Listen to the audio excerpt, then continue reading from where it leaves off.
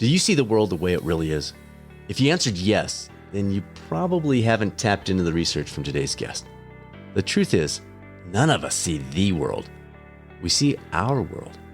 We perceive the steepness of stairs based on our current weight, the size of baseballs based on our latest hitting, the difficulty of hills based on whether we're standing next to a close friend, and so much more. Welcome to the latest episode of the Catalyst Health, Wellness, and Performance Coaching Podcast. I'm your host, Dr. Bradford Cooper of the Catalyst Coaching Institute, and today's guest is Dr. Dennis Proffitt, a psychologist, professor emeritus, and co-author of the best-selling book, Perception. It's a book, frankly, I kept trying to put down. I was reading several at once, but I simply could not. His insights will most definitely surprise you, but they'll also open some doors of opportunity in your life. If you missed the August MBHWC approved coaching certification training, then your final opportunity this year, before that price goes up, is coming up in early October.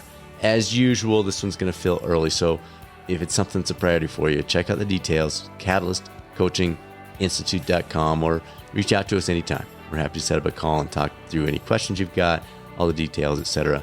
Email is results@catalystcoachinginstitute.com. Now, let's tune into how our bodies shape our minds with Dr. Dennis Proffitt on the latest episode of the Catalyst Health, Wellness, and Performance Coaching Podcast. So good to have you here. Thank you. I loved your book. Those of us who are watching this on video, they can see it here. Good. You like the cover? I do. I had to look at it about 6 times because you can see her from both sides. It's like, well, wait a minute. She's looking from the side. Wow. The book's called Perception. How about that? Okay, good. It worked. It worked. You got me. So let's jump right in. This idea that you have in the introduction about naive realism. What is that? Why does it matter so much to the way that we live our lives? Well, naive realism is the everyday view of perception that we all have, which is the world is the way we see it.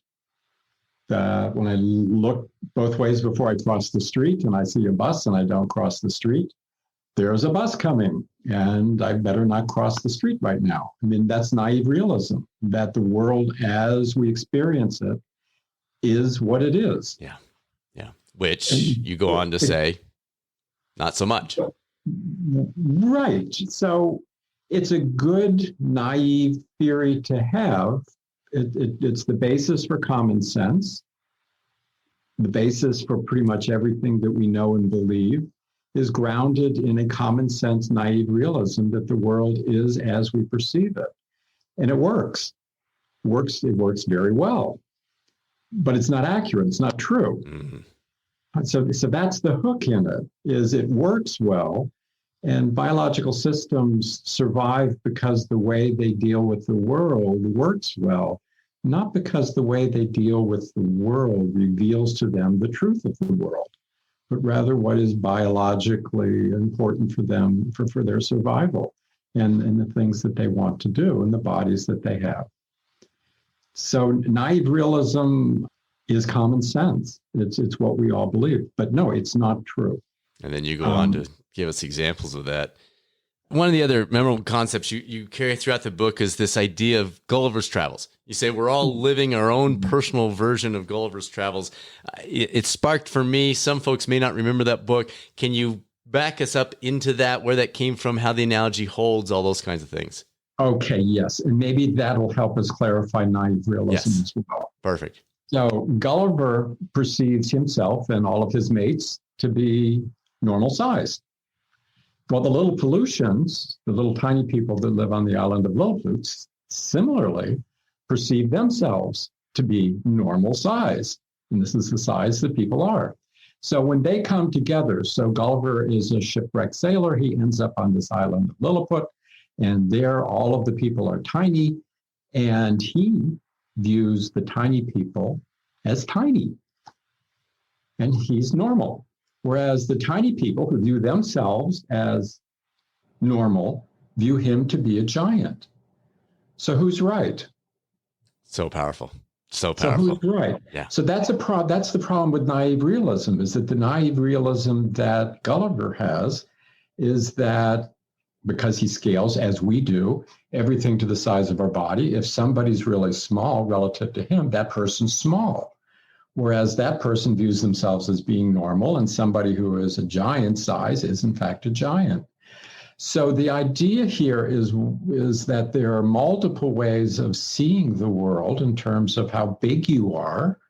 So to put this to a scale that actually is one that we experience, if I'm with a 7-foot basketball player, then that person is a giant, whereas that person looks at me as being, certainly as a basketball player, pretty darn small. The basket for the 7-footer is not that high. Whereas for me, it's something that I've dreamed about dunking a basketball into all of my life, but have never gotten close. So we scale the world in terms of the sizes of our bodies, is the idea behind Gulliver's Travel. But then returning to naive realism, we're not aware that we're doing that. We assume that we are, and the way that we see things is the way things are. So if anybody is really a lot taller than I am, they're big. And if anybody is a lot shorter than I am, they're short. And I've got it right. I've got it right. So another example that's like this is accents. Okay, speaking accents. Okay, so everybody speaks with an accent, but nobody can hear their own. So you assume that if you meet somebody from England, let's say, or from Scotland, they're speaking with an accent. Well, of course they are, but they perceive you to be speaking with an accent. Everybody speaks with an accent, but we can't hear our own. And that again is naive realism, that we think that the way that we hear sounds of speech are the way everybody hears them. So we don't have an accent, and nobody hears us as having an accent. It's just that everybody else has one. I love that, especially as the dad to a 6'7" son-in-law. This is resonating. So good stuff. All right, 3 cornerstones in your book: doing, knowing, belonging. Let's hit the highlights of each and maybe a few practical applications for each one. Let's just go through the order. Doing. What walk us through that? Maybe walk us through the tie-in together and a couple of practical examples for that first one. Let's take the big picture first. Okay. So the bodies that we have determine what we can do. What we can do determines what we can know. And all of this occurs within a social context in which what we can do and what we can know is developed in a context of other people and our need for other people and our dependence on other people and the social connections that we make and how important they are. So to begin with doing, what I said was that the body that you have determines what you can do. So, I can't fly because I don't have wings. But I am a very special kind of animal. I'm a bipedal animal. Among the mammalian world, this is very rare. Kangaroos and wallabies are the only other bipedal mammals on the planet. And being bipedal really makes a huge difference. Okay, we would not be the brainy manipulators of our environment if it wasn't that we evolved bipedalism first. It determined all sorts of things that followed. And so we are walkers, okay? This is something that we can do. And because we're bipedal, it turns out to be very advantageous for being endurance animals, which are the kinds of animals that we are. We can outrun any other mammal on the planet. You're nodding in your head. Of course we can. Yeah, well, I'm thinking of the studies on the humans versus horses over 50 miles. You naturally think there's no possible way that I could beat a horse, and you can't for 100 meters, but you certainly can over a 50-mile plus distance, and that just doesn't make sense logically. Like I can't perceive that to be real, but I've read it so many times that I just know it's true. And the advantage that we have is based on our bipedalism. So we're the fastest animal on the planet on a distance of over 20 miles on a hot, sunny day. Okay. On a hot, sunny day. Okay. Dogs can beat us in the snow when it's cold, but they can't stay cool. on a hot, sunny day. And so the hot, sunny day part is important because this is why we have no fur. So if you look around at the other animals, they all have fur, except for some exceptions, which like elephants that are really big, and they can't have fur because they need to cool themselves off. Well, for animals of our size, all the other mammals have fur, but we don't. And the reason we don't is so that we can cool ourselves off. And so our body, our skin is covered with watery sweat glands that are unmatched by any other mammal of our size or smaller on the planet. My dog has sweat glands on its paws and nose, and that's it. It has sebaceous sweat glands, oily sweat glands in its skin, but they don't work very well for cooling. They secrete an oily substance in the hair mats. This is the problem with the horse. It starts to lather up. Okay, so but because we've lost our fur, we have this great cooling system, and that cooling system was necessarily in place before we could evolve big brains, because the brain produces an enormous amount of heat. And so you need a cooling system ahead of time. So this then gets us to doing is when you start describing what we do, we walk on two legs, you're describing the body. Because we walk on two legs, our forelimbs are free, and we've evolved the most dexterous hands on the planet. Because we have these hands, we can manipulate things. The hands that we have were present in Homo erectus, even though his brain was only about 60% the size of ours. And as we describe repeatedly in the book, we didn't evolve first a big brain and then hands that could do what the brain wanted. Rather, we had hands, and then we developed a brain with the capacity to use the hands. Makes sense. For all of the things that it could do. And so we are the great manipulators of things in our world because we have hands and now the brain to control them. But we have hands because we're bipedal, and we're bipedal. I mean, it's right. It all relates to our body. So what kinds of things do? We walk, we grasp things, we hold things. And if you look then at, let's talk a little bit about babies. So if you look at babies, one of the things that they have to learn is that I'll just grab an object. If you have an object that appears this way from this orientation and this way from that orientation and this way from that orientation. So somehow the baby has to figure out that all of these different images correspond to the same thing and that it has a three-dimensional form. And this takes time for them to figure this out.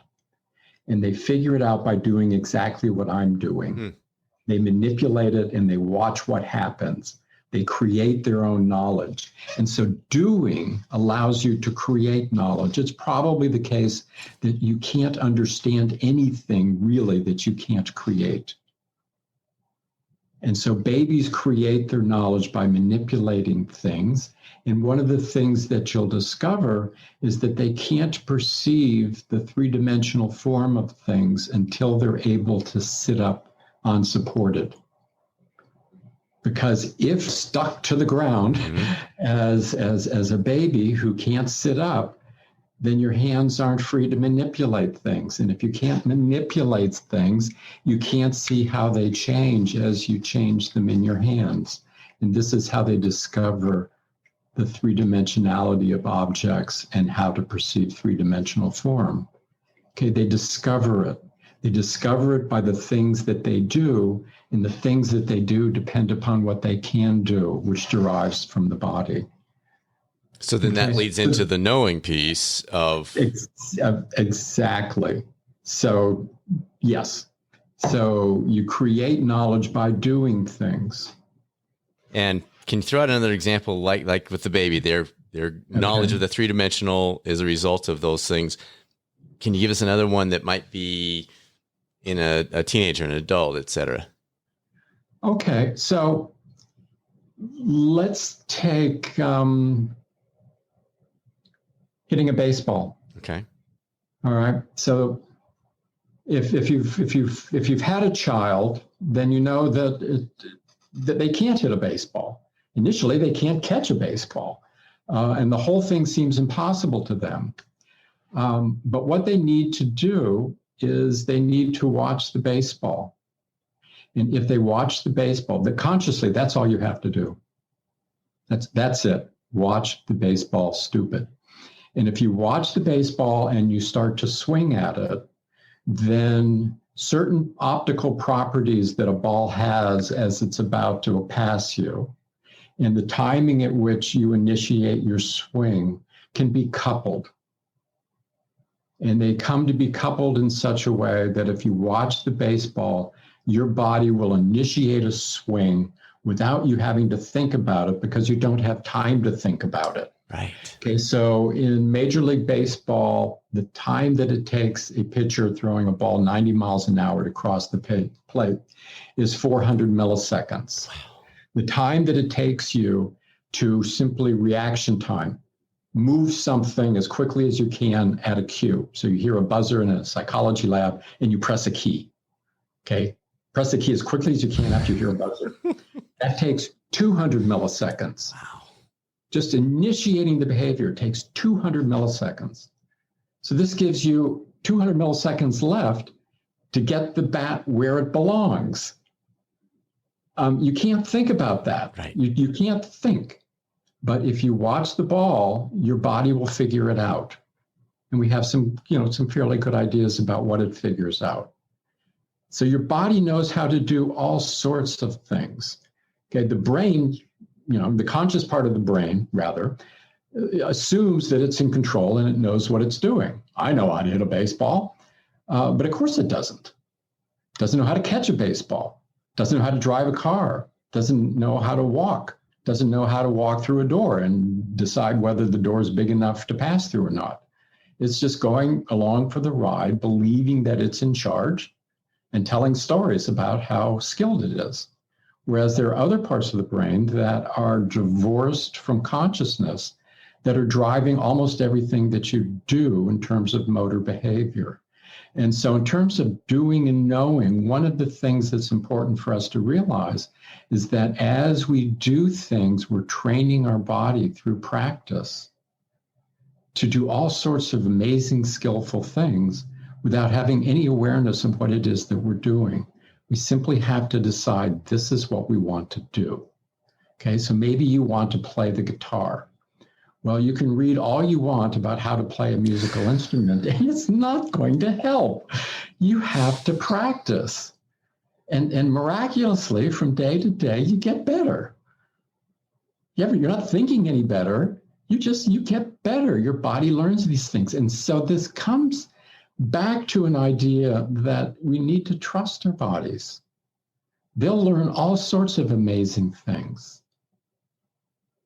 But we just have to put them into situations where we can create the knowledge that we want to acquire.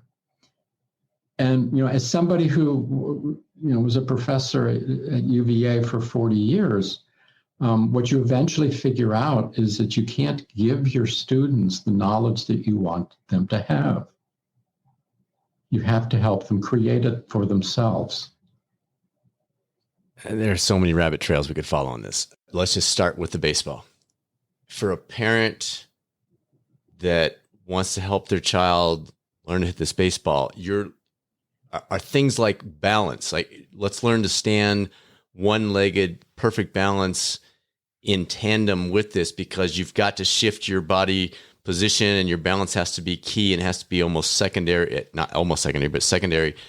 Are things like that the doing that will lead to greater knowing on something that is only barely, or are we saying we just stay with the baseball, Brad? Just watch the ball, let your body respond to that. So there's such a thing as coaching. Sure. Okay. And as we all know, there's also such a thing as overcoaching. Yes. My sense, I used to coach youth soccer. So my sense is most parents are somewhat guilty of the overcoaching. No. It's, yeah. So somebody that really knows what they're doing can provide coaching, but the kid really has to have fun. And if they're having fun, they're going to want to have more fun. Yeah. And the more fun you get, the more fun it is, the more you're going to keep practicing. And the more you practice, the better you're going to be. And then coaching comes in when somebody who is skilled notices, this could be done a little bit better if you lower your shoulder a little bit, or, bring your hand over the bat a little bit. Those sorts of things really should be left to somebody that knows what they're doing. All right. Well, I will not coach my grandkids because I don't know baseball well enough. We'll just cheer. But the main thing though is having fun. Yeah, totally. It's games are play. Yes.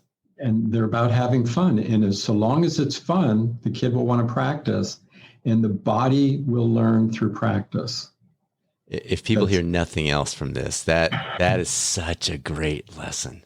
Yeah. I mean, think about language. Nobody teaches their kids language.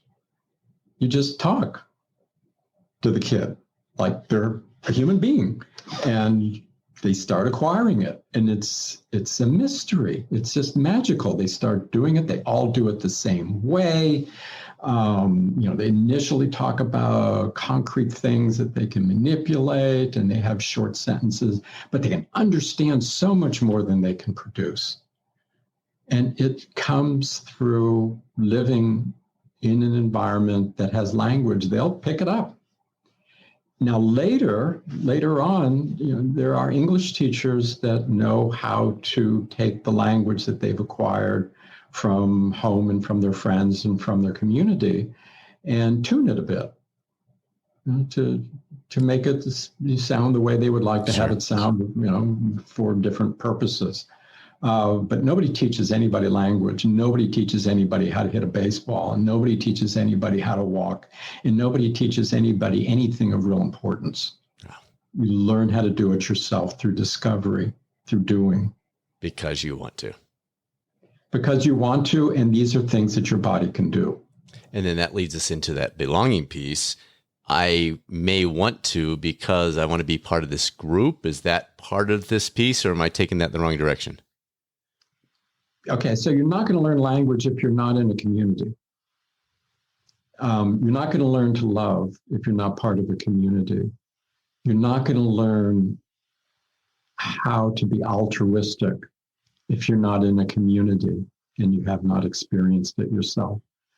So things that we value, many of the things that we value, most of the things that we value, were acquired in a community, but they were acquired through doing, but also for other people doing for us. So it's important to recognize that for biological reasons, people are, it has been argued, and I think it's probably true, certainly the most social mammal on the planet, and perhaps the most social animal. The competition comes from the social insects. And you need to begin with why. Why are we so? Not all animals are social. Tigers get along just fine. They're not social. Why us? And you need to take that question seriously, I think, as a psychologist, to start looking at why are we social? And the reason is we couldn't survive otherwise. So if you look at, let's start with this. So human babies get born very early, and they're quite immature. The argument until fairly recently was that the reason that they're born so early is because our heads are so big and they have to be born or they wouldn't pass through the birth canal. That turns out to be false. The reason that they're born so early is because of bioenergetics. That is, the mother can't support bioenergetically enough calories for the developing baby and for herself if the baby got any bigger. She just can't do it. Mm-hmm. And so it's energy constraints, and it's energy all the way down. And what I mean by that is a human couple, hunter-gathering couple, cannot hunt and gather enough calories to support themselves and their babies. So we need to recognize that humans have babies at twice the rate of the other great apes. So in hunter-gathering societies, mothers have babies about every 2 years, whereas chimpanzees, gorillas, orangutans are 6 to 8 years between babies. Our babies are terrifically expensive. They're helpless. They require lots of calories, and they require them for a very, very long time. They're very slow to mature. And so it really does take a community of people to raise a human child for purely biological, bioenergetic reasons, not to mention the necessities for moral development and altruism and other things that make the kind of social structure that we have possible.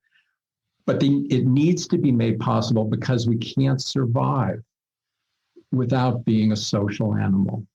We really do depend on other people. The rugged individualist who goes off into the wilderness and survives on their own is a myth.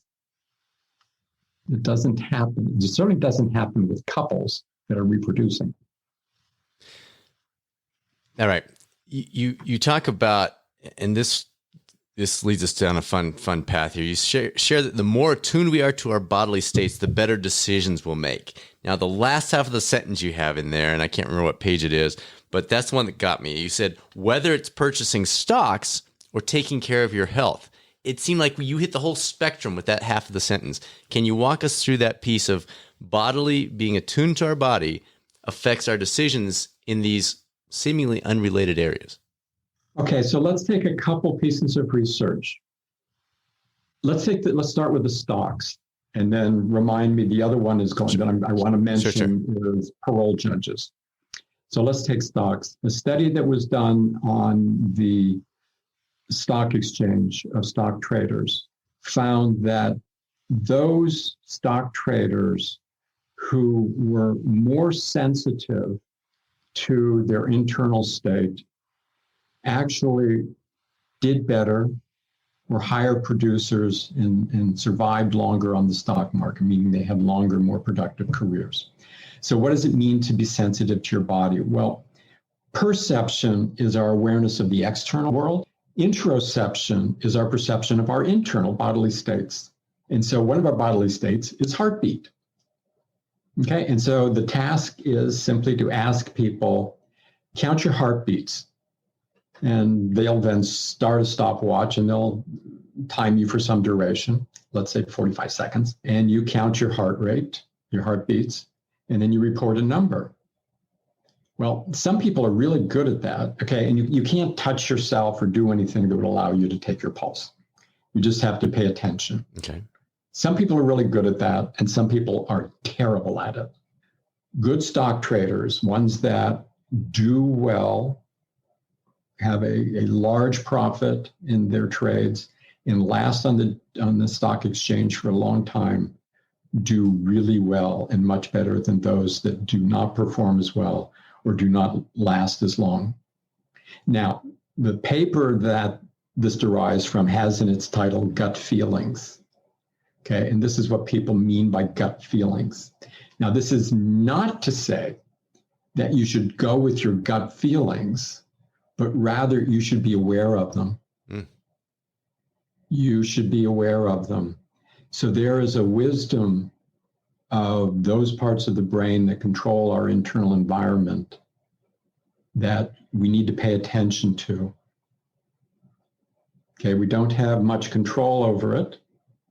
And it's a very old part of our brain that is sometimes referred to as the reptilian brain, because our brain evolved on top of it that controls our internal organ and internal states and emotions. But it has a wisdom of its own, and we should pay attention to it. Doesn't mean we follow it, right, but we should know what that state is. So let me take now another example. The other example is the parole judges. So this was a study that was done in Israel of parole judges. And the way that this study was run is you simply looked at the judgments that parole judges made for parole. Now, this was done in the morning. A judge would see some number of cases, and it would go throughout the morning until about noon, and then it would be over. On average, judges typically say no. Okay, their average response is strongly biased towards no parole for you. But if you look at the likelihood of them granting parole, it's actually greater than 50% right at the very beginning of the morning. And then it goes down sharply. And then it spikes back up again, and then it goes down. And then it spikes back up again, and then it goes down. So what are those spikes? Well, in the morning, the judge takes 2 breaks, goes back to his office and has a snack.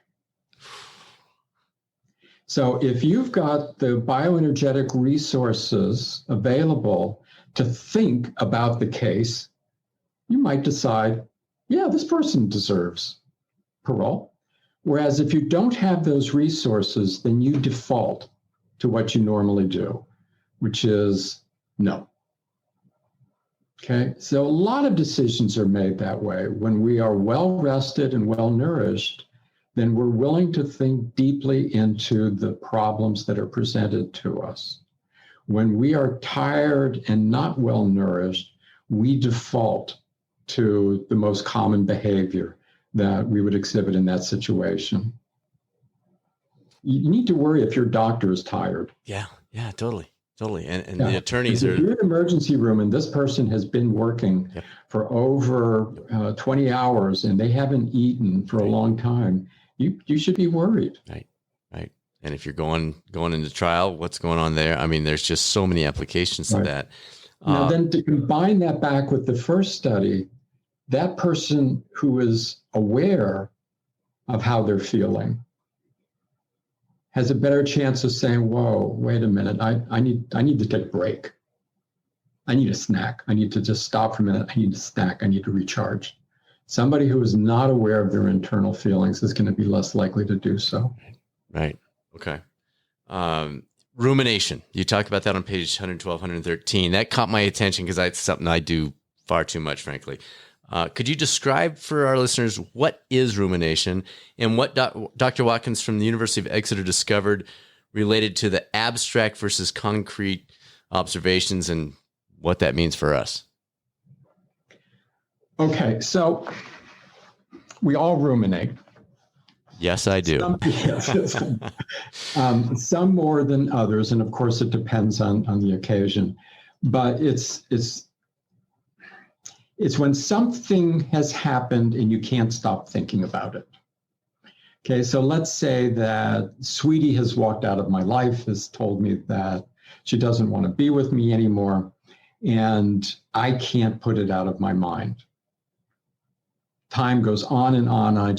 Every time I catch myself thinking about it, I can't stop. Why did she leave me? If I had done something different, what is it about me? And it's a kind of worry where you just keep running the same reel over and over and over again about something typically that bad has happened to you. And you're wondering maybe, what if? The findings is that if you start thinking about this in very abstract ways, you're likely to put all of the blame on yourself. Whereas if you can think a bit more concretely and you can say, well, yeah, Sweetie left me, but that doesn't mean it's me. I'm not a bad person. I've had good relationships in the past. This isn't a character flaw on my part. And you start thinking concretely about maybe, there were situations where, people like me. And the other day I went out to dinner with somebody and it went very well. They seemed to think I was a pleasant person. So thinking about things in concrete ways, as opposed to thinking abstractly about the personality flaws that you have that are responsible for the things that happen to you, can put an end or curtail to some degree the rumination. And my natural follow-up on that is, it seems like seems like we need a mix. We don't want to completely go, well, it's not me, it's her, no problem. And then I don't change. I don't adjust maybe with future sweeties. But by the same token, if we're too far in that extreme, you know what I'm saying? So is there a recommended middle ground there? Well, I don't want to say that it's a middle ground. It's more thinking about things concretely. So you could say, yeah, sweetie left me, but then the fact that I kept doing things that she told me she didn't like me to do, the fact that she said that she really didn't like my smoking, but I kept smoking, that she wanted to visit with her friends, but I never wanted to go along and visit with her, and start thinking, what did I actually do? Gotcha. Not who am I, right, in terms of why am I such a bad person that she's rejected me, but what are the things that I did that I could have done differently, that made her leave. Got it. Okay. It's thinking about things in concrete ways, and not too abstract. Right. Going back to where we all started all this, given that what we know is by doing, it's doing things concretely. The baby learns about what an object is by manipulating it, and we think best when we think about things in concrete terms.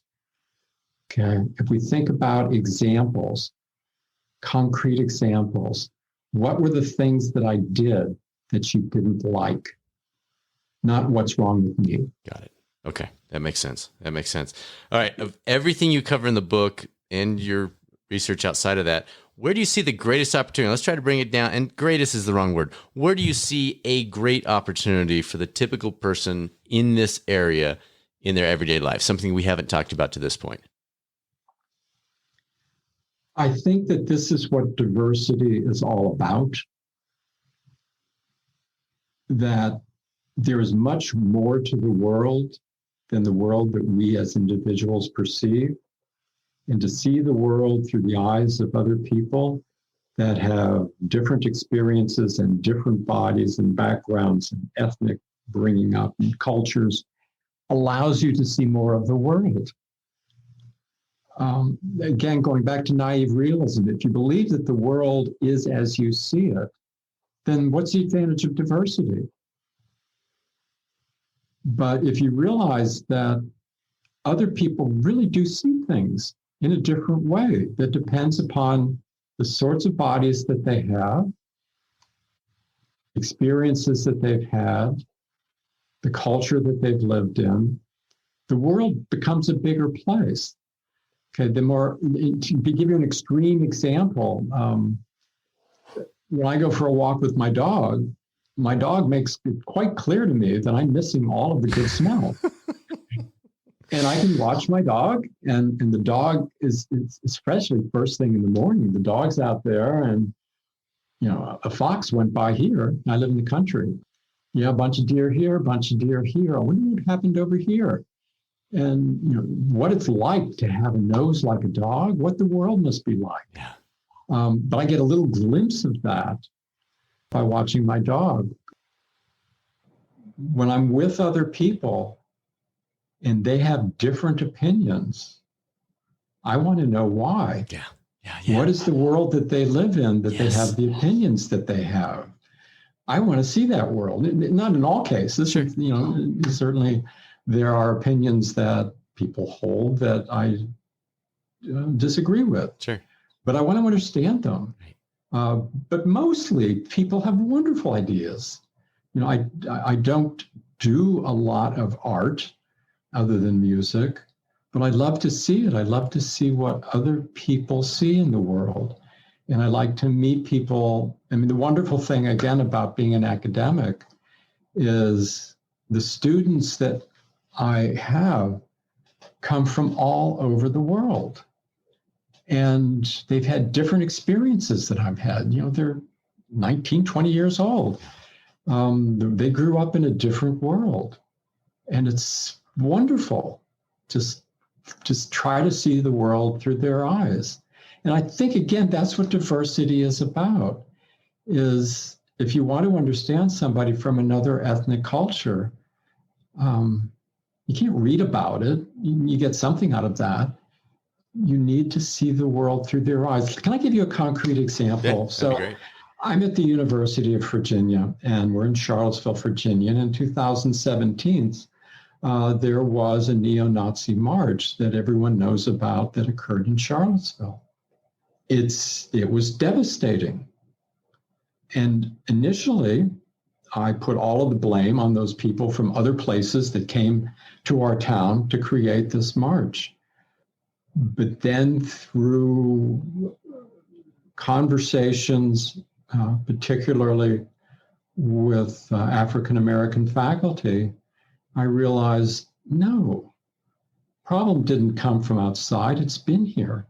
It's always been here. So part of the troubles had to do with some statues. We have a statue of Robert E. Lee and one of Stonewall Jackson, and people wanted to take them down. They're still there, but they're coming down. I lived here for almost 40 years, and it never occurred to me that anyone would see the statues any differently than I do.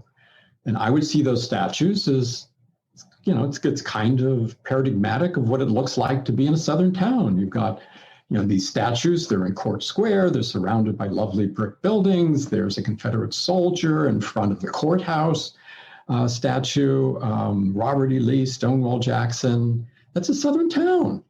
It's nice. I didn't realize what it might be like to be a Black person and walk by these statues. It never occurred to me. It never, I'm confessing, it should have, right. But it never did. Now I know that those statues were put up 50 years after the end of the Civil War by segregationists.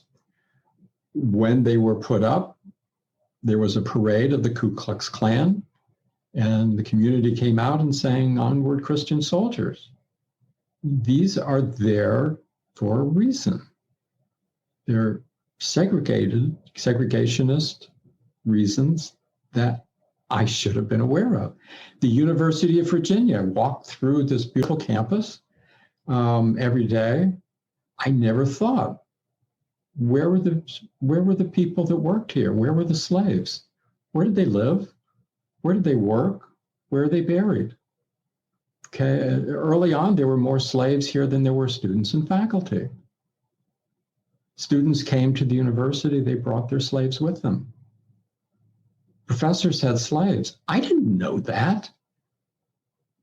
That's what diversity to me is about, is being able to see now, I hope better, but still not perfectly, sure, the community in which I live through the eyes of all the people that live here.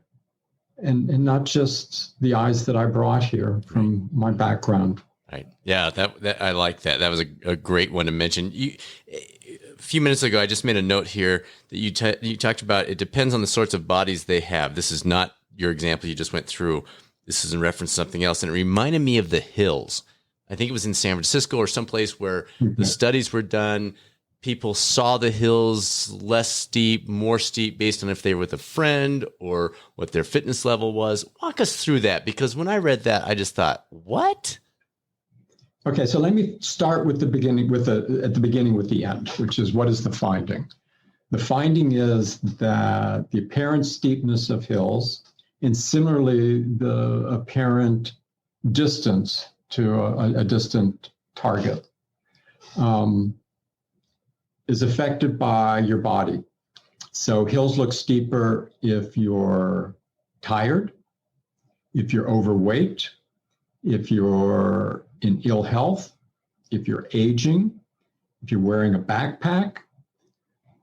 In other words, the apparent steepness of the hill is being measured perceptually by the amount of effort that would be required to ascend the hill relative to how much you have available. So this is just the basic biology of survival. You need to husband energy. Okay, it turns out that about 70% of our energy intake, okay, that you get each day, gets expended on basic metabolic processes and the activities of eating and digesting food. And you have absolutely no control over that. Okay, that's called your basal metabolism. That's You have no control over that. So you've got about 30% left that you have some volitional control over. This is what you get to spend.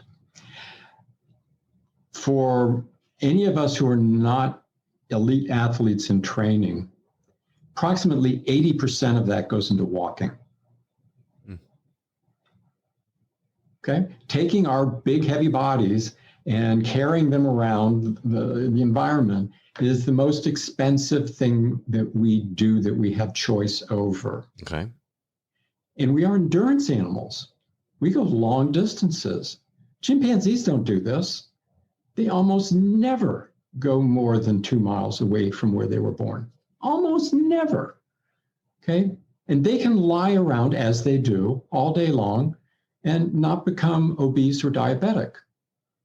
We need to exercise because that's the kind of body that we have. And so we need to be really well attuned to this 20% or this 80% of energy that we're controlling by walking.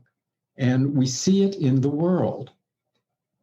Okay, we see it in the world because the world appears to us in terms of the way we fit in the world. So if I'm overweight and tired, the hill looks steeper than if I am an athlete and I'm fresh. Okay, we see ourselves in the world. Now, this goes back to naive realism. You assume that what you're seeing in the world is the world as it is, but what you're seeing is as much about yourself as is about the world. What you see is how you fit in the world, in the biological sense of fitness. So what you need to do if you're going to ascend a hill is you need to anticipate how fast you're going to walk up the hill. This you have control over. Okay, the way you actually move your limbs and so forth, that's like hitting a baseball. Your body knows how to do that, but it'll go as fast as you choose if it can. That's what you get choice over. We don't have choice over much, but we get choice over that. How fast am I going to go up that hill? And the rate at which you go up the hill determines the rate at which you expend energy over time. So it's going to take you the same number of calories to get up the hill, whether you walk up very slowly or you run up the hill. But the rate at which you do it determines the rate at which calories are spent.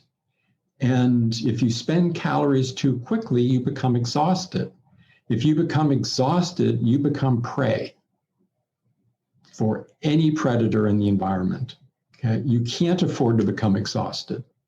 It takes a long time for us to recover from exhaustion, and we can't do much when we're exhausted. And so we have to be very vigilant not to become exhausted. Now, the way that this gets done, and we are going to be protecting ourselves from having to think about any of this, is the world just tells us it's a steep hill. This is how fast I walk up steep hills. Okay, now I've had experience. Okay, I've had a lot of practice walking up hills, and I know how fast I can walk up a hill and not become exhausted. Well, I come to a given hill and I'm low on energy. I haven't eaten and I'm fatigued because I've been running. Perhaps he'll look steeper. I'm going to slow down a little more. I don't have to think, oh, well, here is this hill, but gee, today I didn't really have much for breakfast and I've just finished a 5-mile run. You know, I didn't sleep all that well last night, so I wonder how fast I should go up this hill. It doesn't work that way. You see the hill and you do what you always do when you see a hill that looks that steep. So we're seeing how we fit, and this guides our behavior and the choices that we make. I love that example. It's so clear cut too. So the last question, you bring your book to a close by quoting the Spanish poet Antonio Machado. I don't know if I'm saying that right. Traveler, there is no path. The path is made by walking. And then you follow up with your own words. The path is our footprints. The body leads the way. In choosing that, they say the first few sentences and the last few sentences of a book are the key.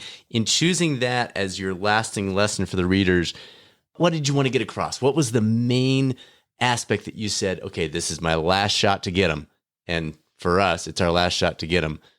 What do you want to leave with that reader/listener? What you know and what you experience is created by what you do. So the path isn't there until it's made. and it's made by you walking. That's the essence of the poem. What we choose to do determines what we know. So in that concluding chapter, there are lots of examples of how it is that we choose what we do, and as a result, we know what we know. So an example in that chapter is, I went to school before there were computers or readily available calculators. And I do math in my head very easily because that's what you had to do. Mm-hmm. I have students who are some of the best in the country and have had a course in calculus, which is required to major in our department. And they can't multiply 17 by 13 in their head to save their life. They just can't do it. Right. Okay? Because they haven't done it, because they don't have to do it. And so now, as we come into an age where artificial intelligence can replace many of the things that we do, and in principle, perhaps all of the things that we do, what will we choose to do? Because what we choose to do will determine what we know. Yeah. What do we choose to know? And again, it's the idea of doing preceding knowledge. You can't just acquire knowledge like a sponge. We never did. Babies don't do it, like the example that I started off with. Babies create what they know, and we create what we know. I can't give my students what I want them to know. I have to help them create it for themselves. And so we now have real choices about what it is that we're going to know, but it depends upon what it is that we choose to do. And so that's where the real choices come in. What is it that you want to do? What kind of life do you want to have? What kind of path do you want to create? Yeah. Well, that's going to come from your doing the things that you need to do in order to discover the world, that part of the world that you want to discover. Great way to finish. Again, the book, everybody, if you're on video here, Perception, Dr. Dennis Proffitt, this was so good. Love this book. Thanks for joining us. Great insights. Thank you. I enjoyed it very much. I appreciate the opportunity. We don't see the world as it is. We see it as we are. Thanks again to Dr. Dennis Proffitt for some great insights. Love that conversation. Thanks to you, as always, for tuning into the #1 podcast for health and wellness coaching. Thank you for sharing it with others. And a big thank you to all of you who have left positive reviews on Apple, iTunes, and elsewhere. It really does make a difference. Next week's guest is the best-selling author and former chief marketing officer for Martha Stewart Living. Her name is Amy Stanton, and she'll be discussing the feminine revolution. And by the way, if you think you know what that phrase means, you're in for a big surprise. Now it's time to be a catalyst. The chance to make a positive difference in the world while simultaneously improving our own lives, which, of course, that's the essence of being a catalyst, isn't it? This is Dr. Bradford Cooper of the Catalyst Coaching Institute. Make it a great rest of your week, and I'll speak with you soon on the next episode of the Catalyst Health, Wellness, and Performance Coaching Podcast, or maybe over on the YouTube coaching channel.